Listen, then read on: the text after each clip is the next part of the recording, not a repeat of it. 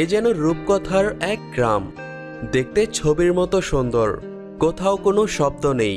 রূপকথার এ রাজ্য দেখতে চাইলে যেতে পারেন গিয়েরথুন নামে এই গ্রামে।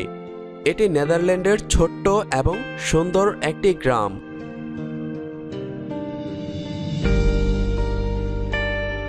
সবুজে ঘেরা জাদুকরী এই গ্রামটি পর্যটকদের কাছে খুবই জনপ্রিয়।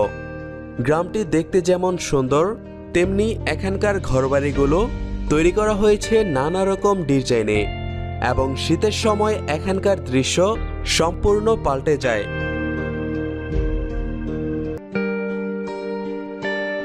1230 সালে স্বপ্নের মতো এই গ্রামটি প্রতিষ্ঠিত হয়।